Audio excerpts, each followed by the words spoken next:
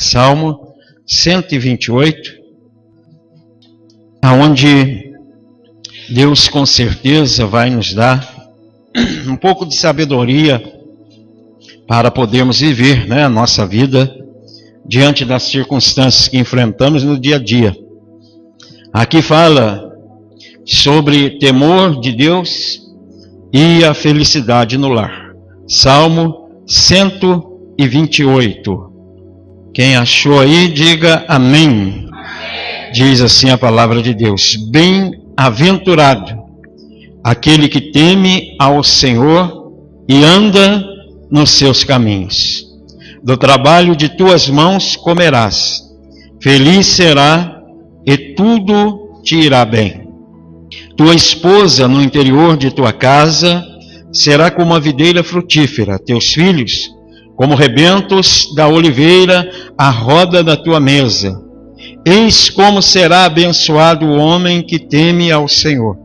O Senhor te abençoe desde Sião, para que veja a prosperidade de Jerusalém durante os dias de tua vida, e veja os filhos de teus filhos, paz sobre Israel. Amém? Vamos orar em nome de Jesus. Senhor nosso Deus, nós te louvamos, ó Deus, e te bendizemos nessa noite, pela tua presença, pela tua misericórdia, pela tua bondade, fidelidade, pelo teu poder e pela tua soberania em toda a terra. Nós sabemos que nada foge, nada está fora do alcance do seu governo e da sua soberania. Tudo precisa da sua permissão, e é debaixo da sua permissão que as coisas acontecem. Meu Deus, nessa noite te pedimos, fala conosco, dá-nos, ó Deus, direção na nossa vida, na nossa família e na igreja do Senhor a cada dia. Nós te pedimos em nome de Jesus. Amém? Pode se assentar. Esse salmo, irmãos, Salmo 128, é um salmo didático. O que é isso? É um salmo de ensino.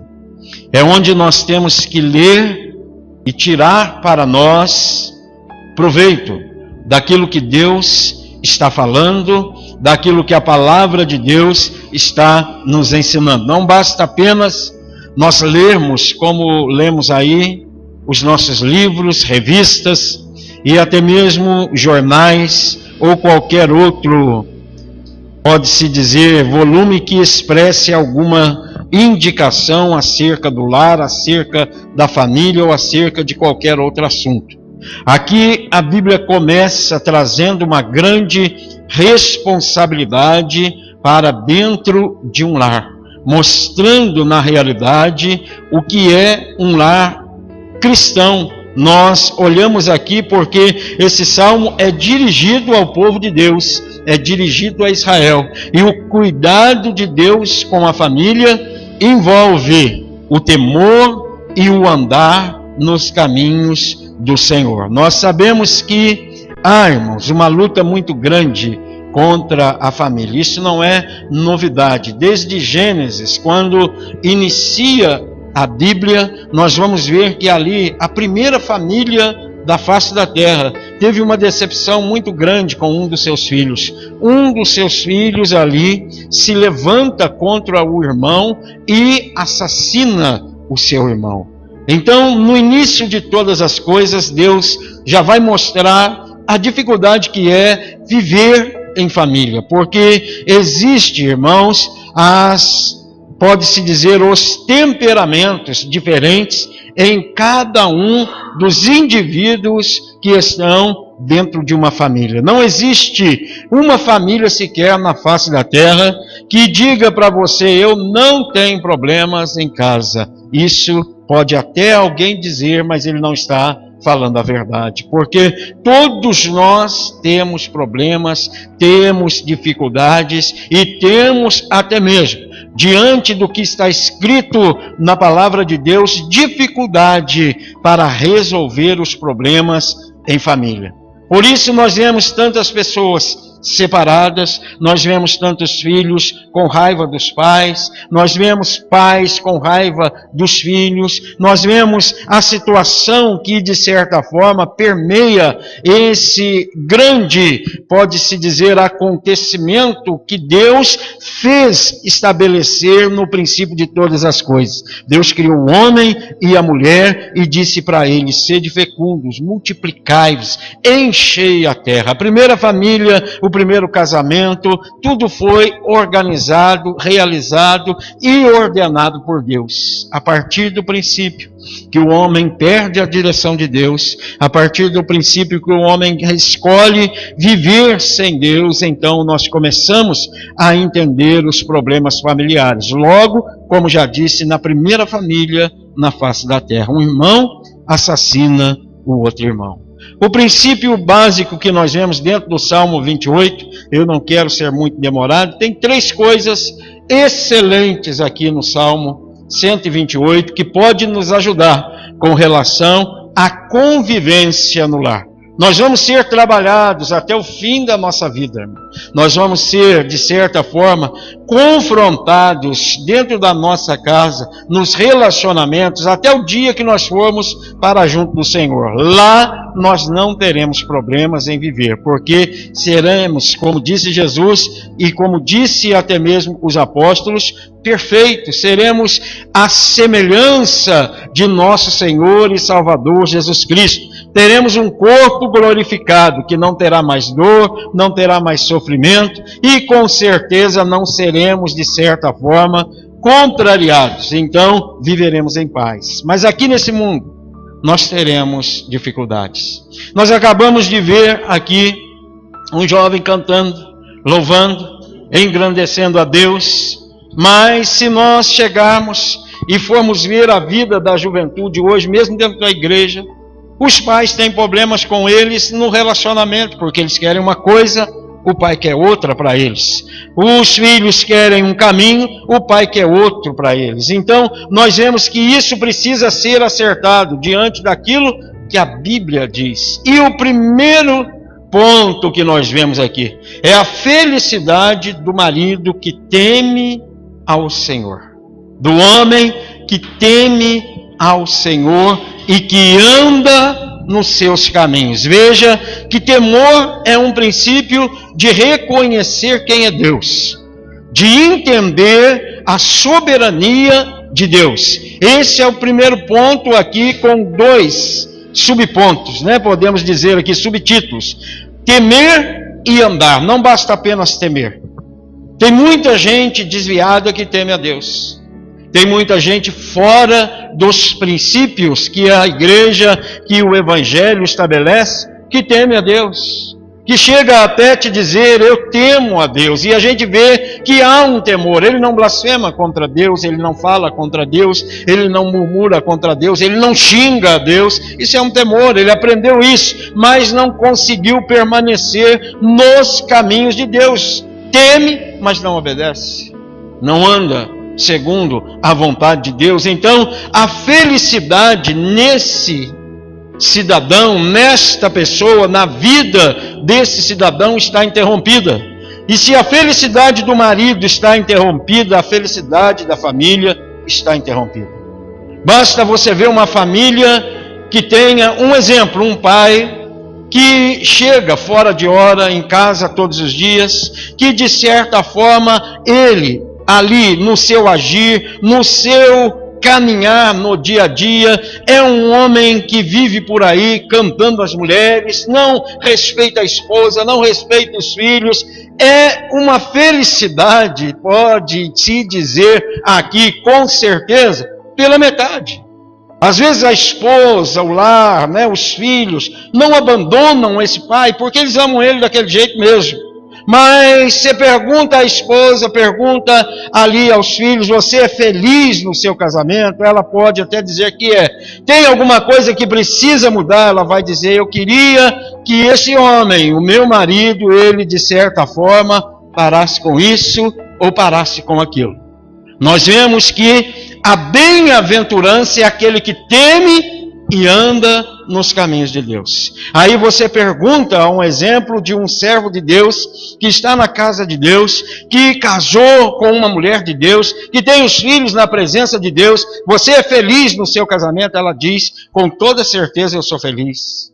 Por quê? Porque o meu marido é um servo de Deus, porque o meu esposo, ele teme ao Senhor, ele anda nos caminhos do Senhor. Então, são os princípios que começa, segundo até Paulo explica, através do sacerdote, aquele que é o provedor no lar. Muitas pessoas estão felizes no casamento, e de repente o marido cisma da mão, e perverte os seus caminhos, começa a usar drogas, a passar noites e noites aí pelas ruas, pela bagunça, através de amizades que não se relacionam com família, que não se relaciona com princípios. E ali você pergunta àquela mulher, você é feliz com seu marido? Você ama ele? Eu amo. Você é feliz? Sou, mas eu queria, etc, etc, etc. Então, a felicidade, a bem-aventurança, o que diz aqui bem-aventurado, é significando feliz, é o homem que teme ao Senhor, que anda nos seus caminhos. Aí vem a promessa e a bênção. Do trabalho das tuas mãos comerás, feliz será e tudo te irá bem. Porque é um princípio. Parte do cabeça do lar. Não precisa ser um cristão. Não estou dizendo que os crentes são os melhores da face da terra, porque não são. Tem pessoas ímpias que nunca estiveram dentro de uma igreja evangélica, que ordenam o seu lar dentro desse princípio. O pai sai cedo para trabalhar, quando termina o seu serviço, ele não tem nenhum ponto de parada. Quando ele termina o seu serviço, a alegria dele é estar em casa, é estar com a família, é estar com os filhos. Você vê final de semana, às vezes, aí as pessoas, os pais, o marido, pega a esposa, pega os filhos, bota dentro de um carro e sai pelas ruas, e sai até mesmo da cidade e vai passear, e às vezes um horário desse ele está voltando para casa com toda a família, ele vai jantar, vai lá assistir um Fantástico, vai lá assistir um jornal, de repente ele vai dormir e amanhã cedo ele acorda, sai para trabalhar e a rotina é essa. Você quer achar ele está no trabalho, se ele não está no trabalho, você liga na casa, ele está. Agora tem muita gente que não tem esse princípio. Tem pessoas, como já me procuraram e disseram, pastor, eu quero que o senhor ore para mim, porque eu não tenho prazer de chegar em casa. Eu saio do meu serviço e a minha casa é o pior lugar para eu estar. Eu quero chegar de noite, depois que muita gente já está dormindo, jantar, dormir e acordar cedo. E sair de lá e ir trabalhar. Sai do serviço 6 horas da noite, ele vai chegar em casa lá pelas 11. E às vezes não daquele jeito que a mulher queria recebê-lo. Esse não é feliz. Mesmo que ele fale, eu dou a vida pela minha família, eu trabalho a vida inteira para sustentar. Ele não tem felicidade. Porque não é isso que Deus está dizendo. Não é isso que Deus está falando, você trabalhar dia e noite para suprir as necessidades da sua casa. Deus não quer isso.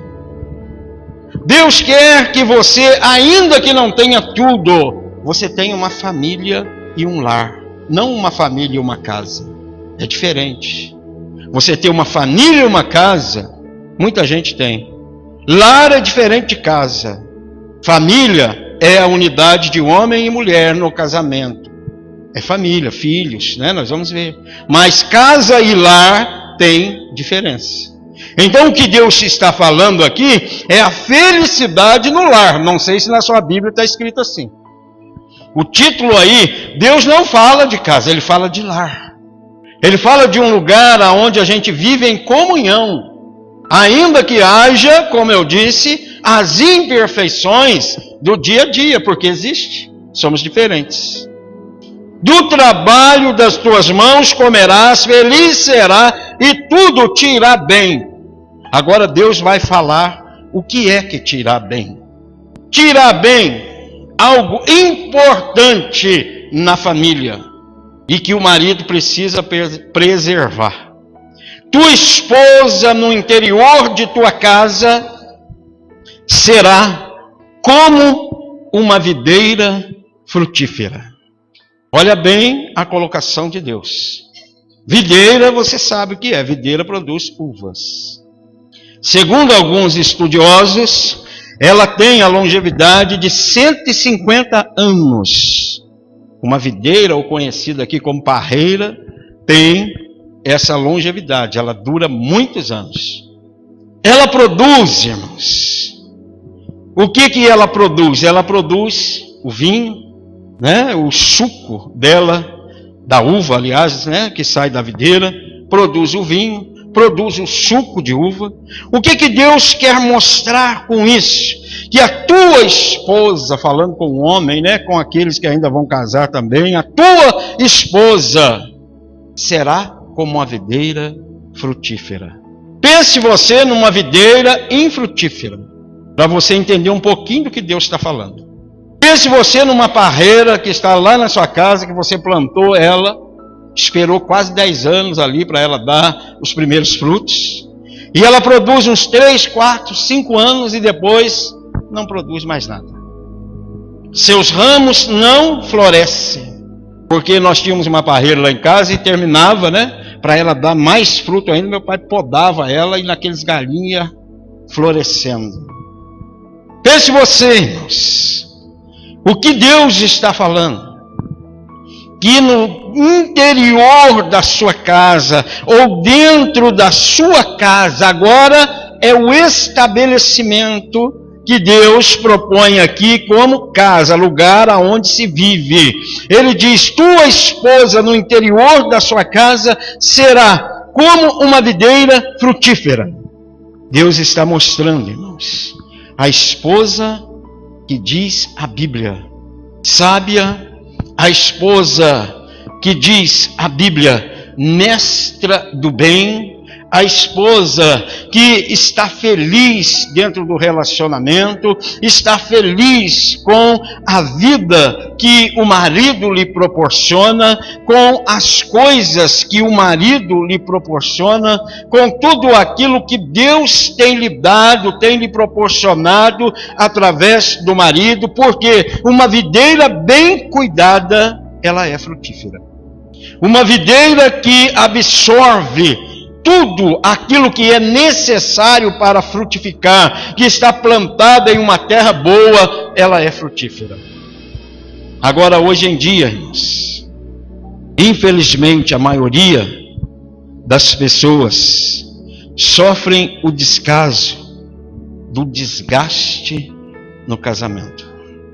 Aquele casamento onde o marido e a esposa já não se relacionam mais.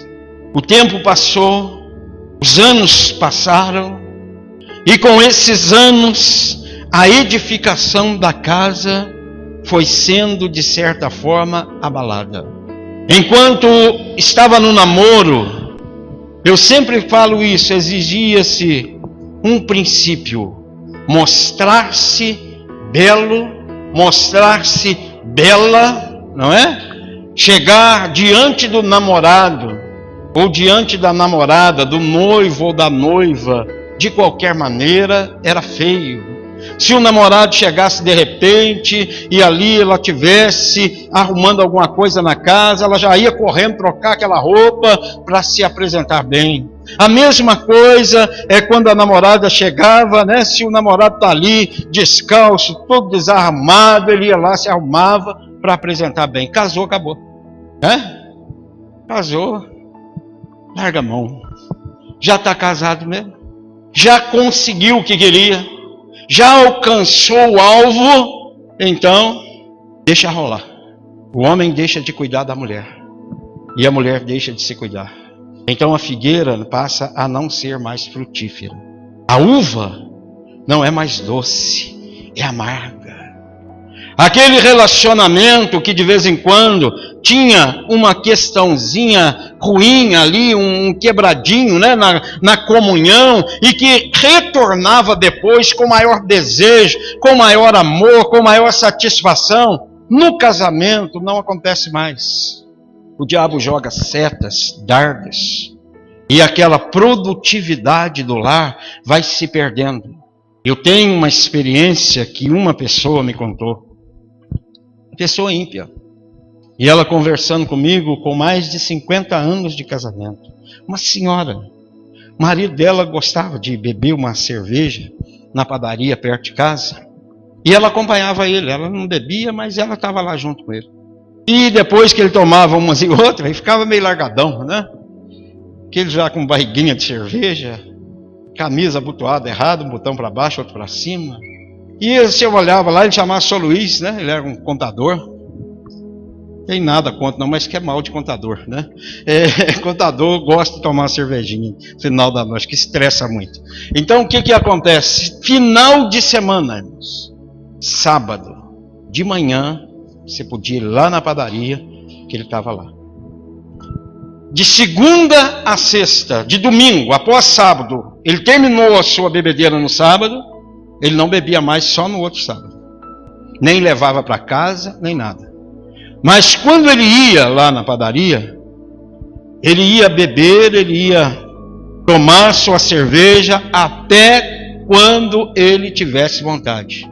E o tempo todo, a mulher dele, Nadir, né, se eu não me engano, do lado dele. Depois chegavam os filhos, né, tudo já homem, e embalava ali também com ele, e eles comiam uma mesa lá. Hoje ia todo mundo embora para casa, e só sabia dele depois no serviço segunda-feira. Um dia ela me falou uma coisa: pastor, o senhor está me vendo aqui sempre, né? Ela conversando comigo, eles bebendo ali, não tinha nada contra a gente, eram até amigos nossos. E ela falou: o senhor está vendo o jeito que eu estou aqui? E ela ficava impecável mesmo, uma senhora, né? De ali com 60 anos, mas batom e toda arrumada, e pulseira, e cordões e aquelas coisas. Tinha uma situação financeira boa.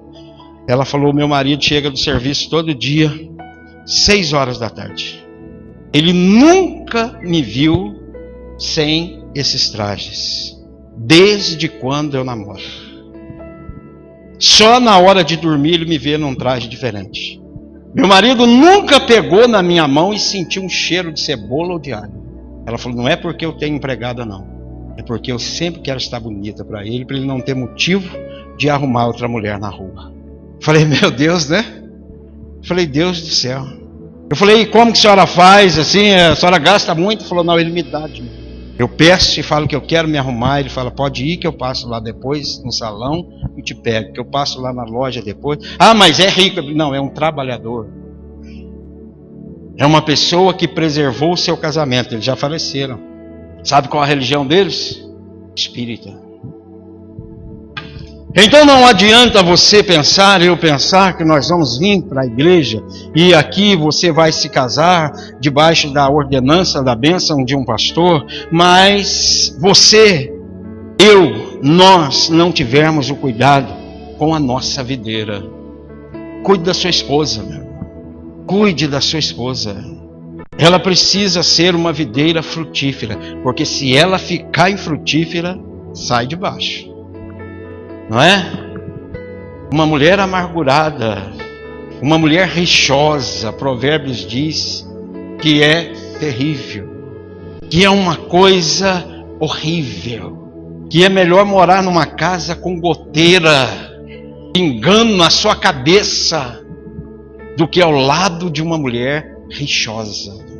O que é uma mulher rixosa? Uma mulher que perdeu o prazer na frutificação do casamento. Uma mulher que está mantendo o relacionamento por causa de um marido que pressiona, por causa dos filhos, ou por causa até mesmo da sociedade, ou por causa da sua religião, mas ela não tem mais nenhum contato com o esposo, nem muito menos o esposo com ela. Isso não pode terminar bem. Quando isso se acaba, quando isso termina, a ideia que se tem é que tudo acabou, que não tem mais jeito, que não dá mais certo. Mas tudo tem jeito, tudo dá certo quando depende de uma colaboração mútua. A pessoa às vezes está num relacionamento conturbado no namoro e ela diz: quando eu casar vai dar certo. Me desculpe, eu quero te aconselhar, cuidado com esse casamento. Porque o namoro é uma preparação para o casamento. O namoro é um caminho que nós olhamos lá no fim e vamos ter a certeza de que vai dar tudo certo. Se o teu namorado não te respeita agora, muito menos depois do casamento. Se a tua namorada não te respeita agora, muito menos depois do casamento. Porque o casamento, o namoro, volto a dizer, é uma preparação para o casamento. É ali que você vai conhecer quem é ele e quem é ela. Não pense que ele vai mudar no casamento. Eu não vou te desanimar, ele vai piorar um pouco. Ela vai piorar um pouco.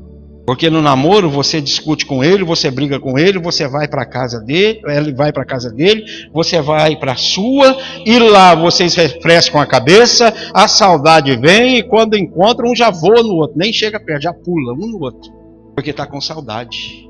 Agora no casamento, quando você discutir com ele, brigar com ele, ou xingar ele, você vai ter que dormir junto com ele. Você vai ter que dormir junto com ela. Então nós temos que entender, irmãos, Deus está falando de algo que nós vamos fazer uma escolha.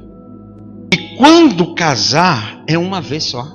Só é permitido separar-se pela morte do cônjuge ou adultério. É as duas permissões na Bíblia. E Jesus disse que ainda permitiria isso por causa da dureza do nosso coração. E ele alega assim: mas não foi assim desde o princípio. O que Deus uniu, não separe o homem. Então é algo muito sério. É algo que nós temos que pensar bem e que nós temos que admitir, se errarmos nisso, que nós vamos viver de uma forma alienada ao que a Bíblia diz, porque escolhemos assim, porque queremos assim. Então, o bem-aventurado, aí vem a diferença. O bem-aventurado, ele reconhece isso. Ele entende isso. Ele compreende isso. Então ele não vai zelar só por si mesmo. Ele sabe que ele precisa zelar da videira, pela videira. Ele precisa zelar por aquela que, segundo a Bíblia nos ensina, é a mulher formosa, é a mulher virtuosa. Que ela, irmãos, não faz por obrigação. A mulher virtuosa de Provérbios é a mulher que quase todas as mulheres detestam. Porque ela acorda de madrugada para fazer e preparar a comida, as coisas da sua casa. Ela não combina com a ideia feminista desse século. Mas ela não faz, lá Salomão não está falando que ela faz por obrigação, ela faz por prazer. Porque o seu marido é um homem bem-aventurado. Ela faz para obter, olha lá, leia ela para você ver. Ela obterá o louvor do seu marido. Ele terá essa satisfação que eu disse, como uma insatisfação no trabalho, porque ele está longe de casa. A hora que ele sai do trabalho, se tivesse um avião, um elevador direto na casa dele, ele já pegava. Ele tem prazer de estar lá. Porque a mulher é um fruto que emite para ele uma sensação de prazer e de alegria. É uma videira frutífera, é um vinho puro, sem misturas, aonde ele se deleita. Então, o que ele faz? Ele quer estar lá. Ele quer estar com ela. Esse relacionamento produz alguma coisa, diz a Bíblia. E essa alguma coisa são pessoas. Olha o que diz: teus filhos, como rebentos da oliveira, à roda da tua mesa. Aos casados que têm filhos, há quanto tempo faz você não vê isso aqui que a Bíblia diz? Teus filhos, à roda da tua mesa. Nós tínhamos costume, né? Os mais maduros, né? Nossos pais tinham os costumes de almoçar todo mundo junto, de estar todo mundo junto. Hoje nós estávamos aconselhando uma pessoa, minha esposa estava dizendo, minha filha veio perguntando, por que meu pai está demorando para vir almoçar? Ele não vai vir almoçar? Porque aí quando chega nós vamos sentar lá e vamos mandar ver, né? Comer como é mesmo. Então, o que acontece?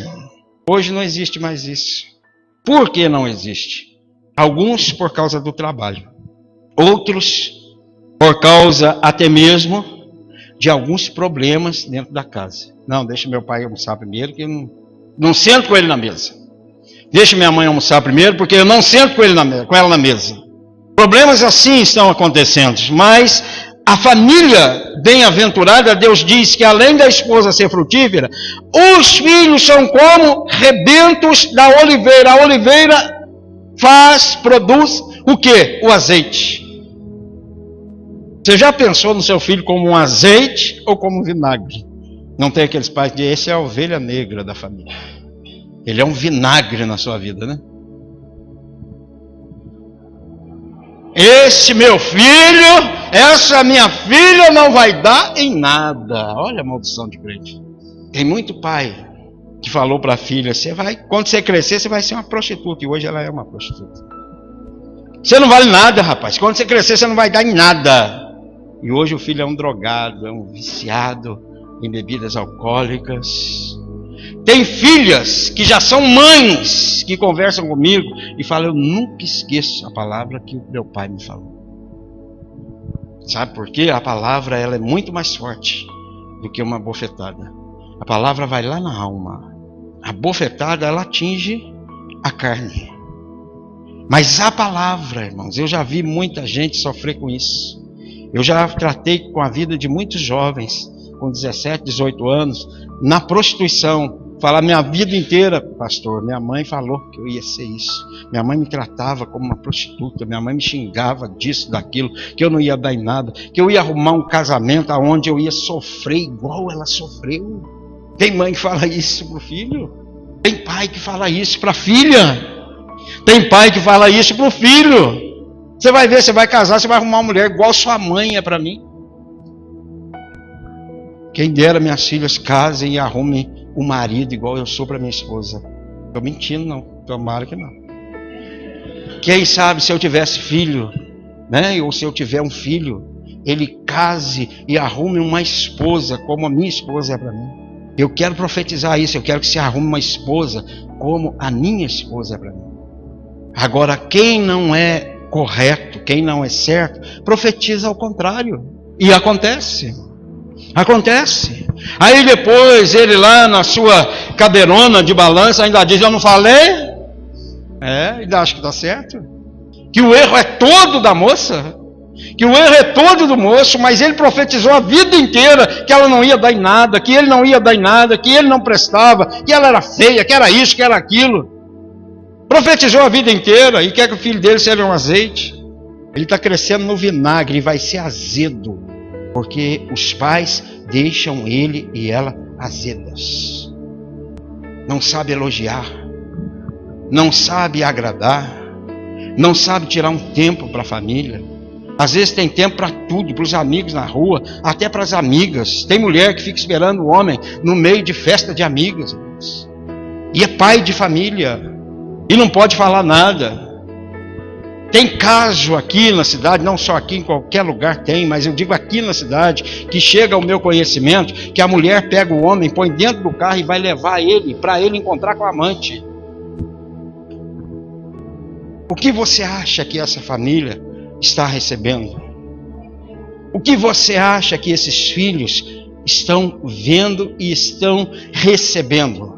Estão eles recebendo pode-se dizer, a frutificação de um lar que vai fazer com que eles se pareçam com a videira, sejam eles um rebento de oliveira, sejam eles um azeite para os pais? De jeito nenhum. A primeira briga ele joga isso na cara do pai, porque ele tem pena da mãe, mas não tem autoridade para impedir o pai fazer do que quer fazer. Na primeira briga com a filha, ela joga isso na cara do pai. É um vinagre que está ali, curtindo, pronto para explodir. Mas Deus diz ao contrário: aquele que teme, anda nos caminhos do Senhor. Tua esposa no interior da tua casa é uma videira frutífera, teus filhos rebentos de oliveira. Irmãos, a função do azeite na Bíblia era cura e embelezamento. Ele servia como um óleo medicinal, e ele também era usado, e até hoje deve ser, pelos palestinos, pelos hebreus, por causa do deserto. Eles usavam no rosto o azeite para proteger a pele do calor do deserto. Era um dos itens do embelezamento das mulheres que iam se apresentar diante do rei. O produto de beleza que estava dentro do harém do eunuco para embelezar incluía o azeite de oliva. Além de servir para a iluminação, ele era usado também no castiçal, no templo, aonde ali ele dava a iluminação no templo, nas casas era usado, né, na candeia que Jesus fala, nós conhecemos como lamparina, era o azeite. Imagine seu filho, um colírio para os seus olhos. Imagine sua filha, uma bênção na sua vida. Pense você que a construção de um lar não é fácil. Casar e ter uma casa é simples. Construir esse lar, diz a Bíblia, que os filhos eles vão estar debaixo de uma proteção espiritual, que Deus fala assim, eles serão como rebentos de oliveira. Para você que não entendeu rebentos de oliveira, eu vou dizer para você, é a florada de café. Né? Esses dias o irmão colocou lá o café dele todo florido. O coração ficou alegre ou não? Sim ou não? Olha para o filho, olha para a filha e se derrete de alegria de ver que tudo aquilo que ele projetou, que ele orou, que ele profetizou, o filho está seguindo, a filha está seguindo. Então ele é como uma florada da oliveira.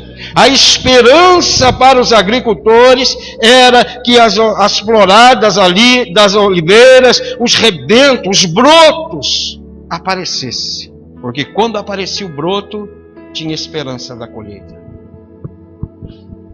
Agora é muita gente que procura, às vezes até você, e diz, esse meu filho não tem jeito. Essa minha filha eu já perdi a esperança dela. Eu já cansei, eu já desisti. Então é uma lástima. É algo horrível no seio da família, e você sabe o que é alguém da sua família estar numa situação difícil. Você pode estar no melhor tempo, na melhor fase da sua vida. Quando acontece alguma coisa com alguém da sua família, te afeta, porque é seu sangue, é parte da sua carne. Até aqueles que estão, entre aspas, de mal com a gente, aqueles que estão brigados com a gente, eles não saíram daqui. Eles estão aqui no nosso coração ainda que na hora da raiva, do ódio, a gente briga e discuta, mas acontece alguma coisa para você ver. A gente sente. Então nós devemos preparar a nossa vida, edificar a nossa casa. Porque hoje nós estamos todos aqui reunidos, ninguém sabe a dificuldade de cada um. Sabe quando nós vamos saber a força que cada um de nós tem? Quando vier as enchentes, os rios, os ventos, que Jesus fala lá em Mateus capítulo 7, que um edificou a casa sobre a rocha, o outro edificou a casa sobre a areia, e vieram os ventos, os rios, as tempestades, e bateram de ímpeto contra ambas as casas. A casa que estava sobre a areia, ela caiu, e Jesus disse, e foi grande a sua ruína. Então eu não posso dizer para você, e você não pode dizer para mim, qual de nós aqui está com a casa sobre a rocha? Nós só sabemos quando o dia mau chega. Quando aquele dia de destruição, aquele dia de tempestade, citado por Jesus, chega. Ele vai bater contra a nossa casa. Aí a casa que está na rocha prevalece. Ela se une.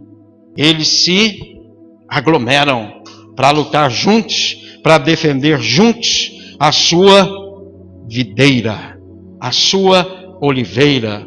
Eles são ali preparados para junto estarem abençoados. É o resultado. Olha lá o versículo 4. Eis como será abençoado o homem que teme ao Senhor. Então, uma explicação bem precisa e importante. Você pode ter tudo na sua vida. Você pode ser a pessoa mais rica da face da terra. se você não tiver um lar e uma família, você não está abençoado. Você não precisa ter nada. Você não precisa conseguir alcançar os seus projetos, seus planos, as riquezas que você almeja alcançar. Mas se você tiver um lar e uma família, você está abençoado. Porque Deus fala aqui, ó, eis como será abençoado o homem que teme ao Senhor. Quando ele encerra, o salmista encerra, ele se relaciona ao que ele disse acima. O homem que do suor do seu trabalho, ele leva o seu ganho para casa, a mulher como uma videira frutífera e os filhos como um azeite para a nossa vida. Precisamos, irmãos, dar mais atenção à nossa família. A correria é grande, nós sabemos disso. E às vezes não há tempo, né? Não há tempo para ali a mãe, para ali o pai, para ali os filhos estarem juntos. Mas isso é importante, porque o ideal de Satanás é nos separar, é nos deixar distantes. E grandes coisas estão acontecendo, irmãos, sobre a vida de vários casais, de várias pessoas que estavam vivendo bem ou que até aparentavam estar. Pessoas se decidindo por separação sem nada a ver, por simplesmente querer se separar. Começar de novo, mas não com a própria família. Começar de novo, mas numa nova família. Filhos que estão se rebelando, que estão seguindo aí os ensinamentos de internet, de redes sociais, e estão achando que já são os donos do pedaço. Não respeitam pais, não respeitam mães, e ali, por medo até de confronto, os pais não usam da autoridade que precisam usar. Perdem os seus filhos. Então nós temos aqui a promessa da prosperidade sobre Jerusalém. Era no princípio familiar. Quando a família estivesse estabelecida em Jerusalém, aí Deus diz assim: o Senhor te abençoe desde Sião, para que vejas a prosperidade de Jerusalém durante os dias de sua vida. Veja os filhos de teus filhos e paz sobre Israel. Então nós precisamos entendermos que a igreja não é só um lugar de estarmos para procurar bênção, cura, libertação. Não, nós precisamos aprender, irmãos, a conviver, principalmente no lar, principalmente no seio da família. A igreja começa em casa. Ela começa em casa. Se você não está bem na sua casa, você não está bem na igreja. Você vê que desestrutura a pessoa. Nós vemos aí o irmão até que pediu para hoje não fazer o culto lá, porque ele não estava em condição de pregar. A mãe está numa situação difícil. Dificulta. Atrapalha. De que adianta tudo ir bem? Você está aí com dinheiro. Dinheiro não compra felicidade, não. Felicidade não é questão financeira. Felicidade é um caminho. É um caminho que você anda nele, que você entra por ele. É aqui, ó, descrito: temor de Deus e andar nos caminhos de Deus. Felicidade é isso. Bem-aventurado, é feliz. Feliz o homem que anda nos caminhos de Deus. Nós atendemos muita gente, graças a Deus, nesses anos, irmãos. Eu atendi uma mulher uma vez que procurou a nossa ajuda. Ela é dona de um quarteirão em São Lourenço. Imagine você.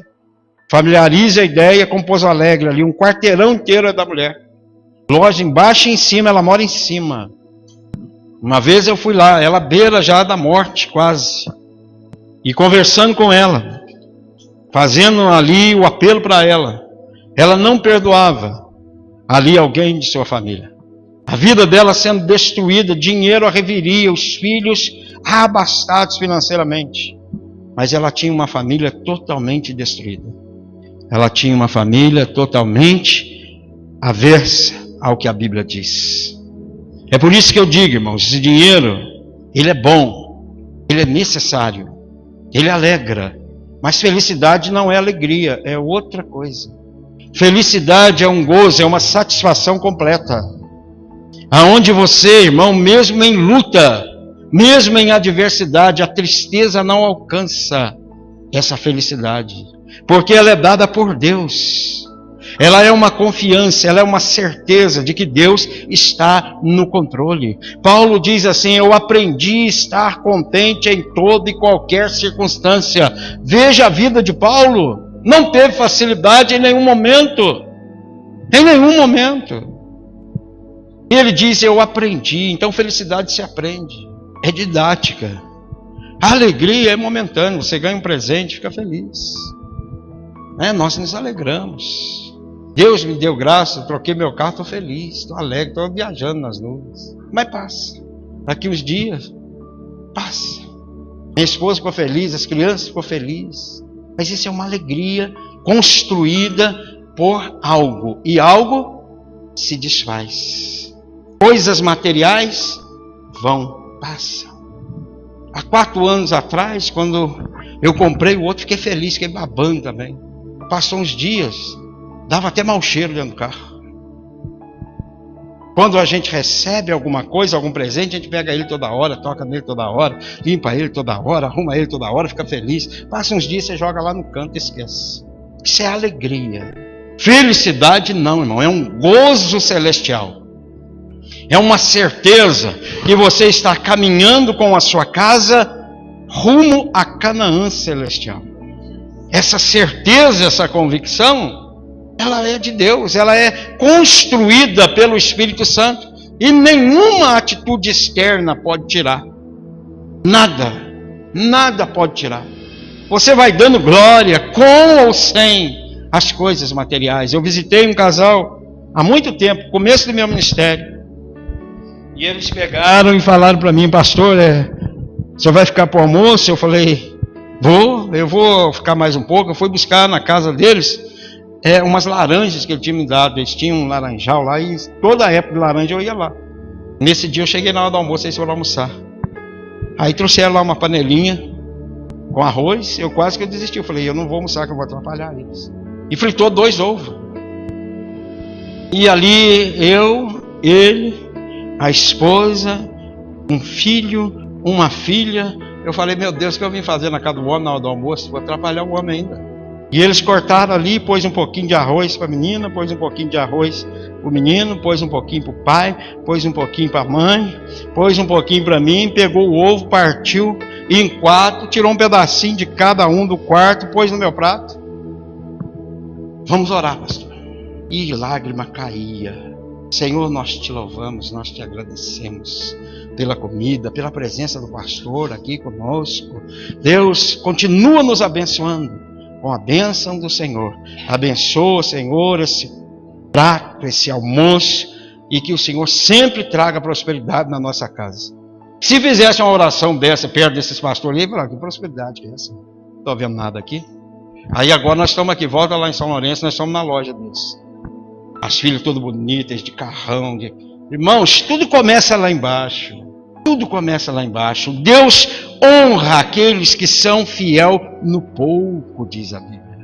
Seja fiel no pouco e sobre o muito eu te colocarei. Sabe por quê? Quando você começa do zero, você sabe dar valor nas coisas que você tem. É por isso que eu digo, nós hoje não estamos ensinando nossos filhos a dar valor nas coisas. Você chega na casa dos membros, não tem nada com isso, já estou dizendo. Você chega na casa de alguns membros, você vai no quarto da criança para você ver. Parece uma loja de brinquedo.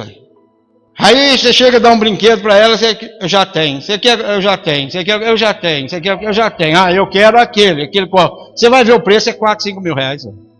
Tudo ela já tem. Tem uma loja de brinquedo dentro de casa. Fala para mim com qual que ela brinca. Com nenhuma delas. Aí cresce. Cai na mão desses espertalhões do evangelho. Quer ficar rico. Não é? O brasileiro quer ficar rico. A ideia do Brasil é a história do Brasil, né? O que trouxe os bandeirantes, o que trouxe os portugueses para cá? Qual era a ideia desses homens? Ficar rico. Aí o crente converte, quer ficar rico. Aí cai na mão do espertalhão desse, dá até a vida, dá até a alma para ficar rico. E esquece da salvação, esquece da família, esquece da casa, esquece dos filhos. Irmãos, guarde essa palavra no coração, concluindo: o Senhor te abençoe desde Sião, diz aqui a palavra. Ele abençoe a tua casa, Ele abençoe a tua vida, Ele abençoe teus filhos, Ele abençoe teu relacionamento. Se tiver que fazer algum conserto hoje, você que está aqui, começa a consertar já. Começa a mudar já, começa a realizar os planos, os projetos. Não prometa muita coisa antes de casar, porque depois que casa piora um pouquinho, mas Deus acerta tudo. Deus acerta tudo, não é? Deus arruma tudo. Você vai aprender a viver com aquela pessoa de uma forma séria, de uma forma até, posso dizer, honrosa, como diz Deus. Teus filhos vão nascer, vai ver aquele respeito, vai ver aquela situação dentro de casa e vai falar: meu Deus, eu quero ser como a minha mãe, eu quero ser como meu pai, eu quero me casar. Aí você vai conversar com a jovem, ela fala: não, pastor, eu não quero saber desse negócio de casamento. O senhor não imagina como é que é lá em casa? Tá louco? Casar para ser igual meu pai e minha mãe? É essa decepção. Essas pessoas casam hoje com muitos problemas interiores e tentam resolver esses problemas no casamento. É por isso que muito casamento não dá certo. A pessoa precisa estar curada, precisa estar sarada por Deus para entrar num relacionamento. Ou, de certa forma, como eu disse, vim de famílias tradicionais que ainda existem, que honram os compromissos, que honram a vida dentro do matrimônio, que ali, de certa forma, zelam pela prioridade do lar e da família. Pessoas que vêm assim, eles já vêm dentro de um relacionamento. Agora, hoje, a ideia, já há muitos anos, né, hoje, eu vou casar, se não der certo, a gente separa. Não tem convicção, não tem alvo. É necessário ter alvo, irmão, para você alcançar alguma coisa. É necessário você determinar no teu coração, como eu disse, aquilo que Deus nos prometeu e bater o pé firme contra o diabo, porque ele vai tentar tirar você da promessa. Antes de sair lá de casa, em meio a tantas reclamações, uma irmã nos ligou e disse: pastor, a pessoa veio aqui em casa e começou a praguejar sobre a minha vida, dizer isso, dizer aquilo outro. Olha para você ver como é que está a ação do nosso adversário.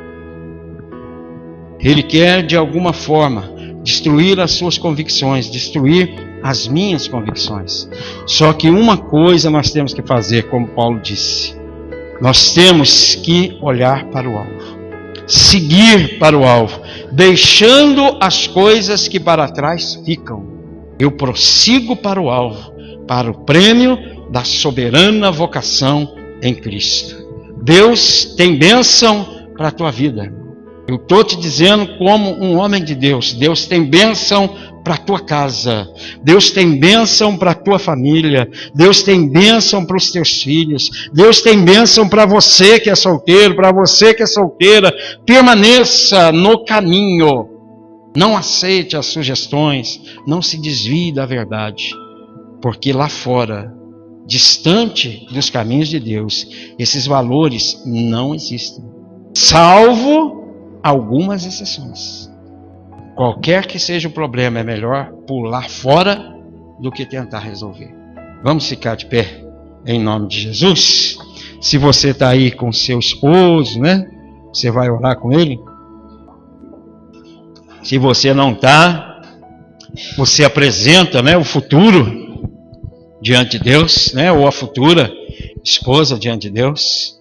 Ora pelo namorado, pela namorada. Pastor, mas eu não tenho nenhuma namorada, nenhum namorado. Pensa em alguma aí, né? Profetiza, varão, né? Profetiza, varoa, que Deus manda. É assim. Nós precisamos ser crentes de verdade. Nós precisamos acreditar em Deus de verdade. Porque a verdadeira fé em Deus está desaparecendo. Está sumindo. As pessoas ligam, falam, reclamam, dizem acerca das coisas e depois finalizam assim: pastor, agora é só Deus. Eu falo: mas agora? Já fez tudo que tinha direito, agora é só Deus. É sempre Deus, irmãos. É Deus que nos permite estar aqui hoje. É Deus que nos permite passar por tribulações. É Deus que nos permite passar por dificuldades. Ele nunca nos abandona. Ele nunca nos deixa, Ele nunca nos desampara. Ele está sempre no controle de tudo. Aprender pode-se dizer, é uma condição do homem. Ensinar é a parte de Deus. Esse salmo é didático. Ele traz ensinos para nós, em nome de Jesus. Senhor nosso Deus, Nós oramos nessa noite, Pai, nós agradecemos